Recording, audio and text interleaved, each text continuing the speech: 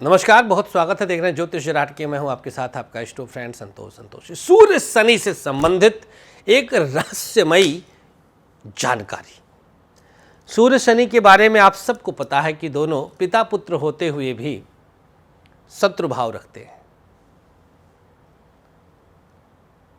सूर्यदेव ने शनिदेव की मां, जो उनकी ही पत्नी थी, छाया, जिनका नाम मान्यता प्राप्त है, ऐसे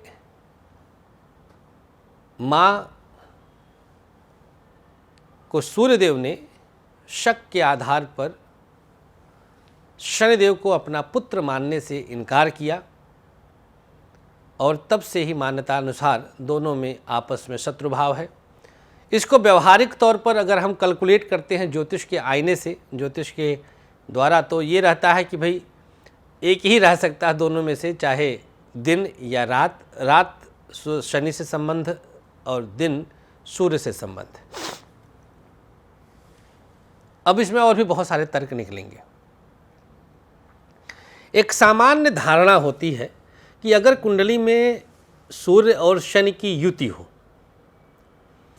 अगर कुंडली में सूर्य और शनि में दृष्टिगत संबंध हो, एक साथ बैठ जाएं, या अब शनि की 3 दृष्टियां हैं, 3, 7, 10, सूर्यदेव की 1 दृष्टि है, 7वीं दृष्टि, तो सूर्य से ठीक 7 में बैठ जाए शनि, या शनि से ठीक 7 में सूर्य हो तो 7वीं दृष्टि हो गई, या शनि से तीसरे अथवा 10वें भी सूर्य हो तो शनि की तीसरी और 10वीं दृष्टि भी है, 7वीं तो है ही है, 7वीं में तो दोनों देखते हैं। अब ऐसी स्थिति में क्या फल मिल सकता है, यह बहुत सोचने का विषय है। और जब आप जन्मांक का विश्लेषण करेंगे, इस प्रकार की कुंडली आपके समक्ष आएगी कभी, तो हमारी बात पर आप मुहर लगा देंगे कि ऐसा होने पर क्या होगा। सबसे पहले बात करते हैं सूर्य और शनि की एक साथ उपस्थिति किसी भी राशि में हो। थोड़ा बहुत 20-25% वहाँ पर जिस राशि में ये दोनों एक साथ इकट्ठे बैठे होंगे, उस राशि पर कुछ असर निर्भर करता है। 20-25% साइड कर देते हैं, 70-80% जो हम बता रहे हैं वो फल मिल जाएगा।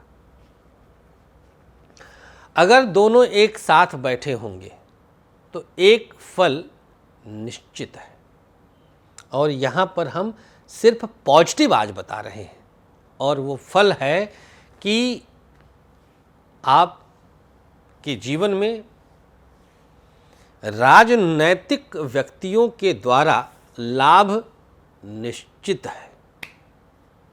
ये लाभ है, सकारात्मक फल है। पहला, अगर सूर्य शनि एक साथ बैठे हैं।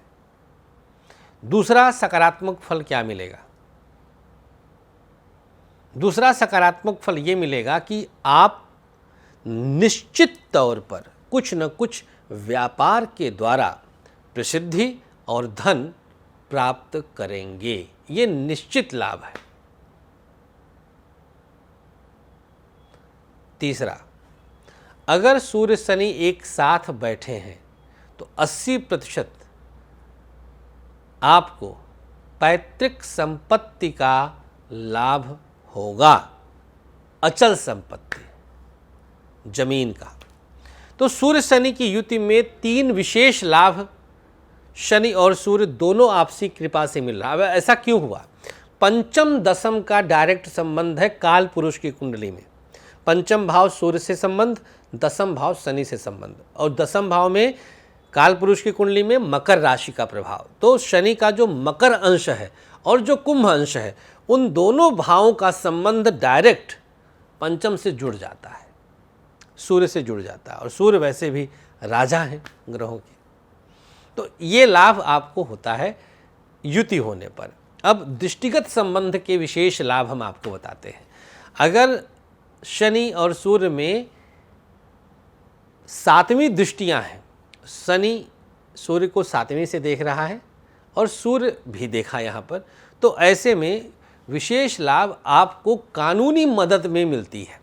आप जब कहीं पर कोई केस लड़ रहे हैं, आपके साथ कोई पुलिस कोर्ट कचहरी हो रहा है तो आपको कोई एक पक्ष विशेष लाभ दे देता है। ये बहुत रहस्यमयी फायदा हम बता रहे हैं, निश्चित है ये फायदा बहुत रहस्यमयी है, बहुत गुप्त है और बहुत गहरी है।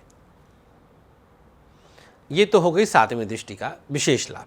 अब शनि की तीसरी दृष्टि सूर्य पर पड़ गई। मान लीजिए कि शनिदेव आपकी कुंडली में मकर में बैठे हैं, 10 नंबर में बैठे हैं, और सूर्य आपकी कुंडली में 12 नंबर मीन राशि में बैठा है।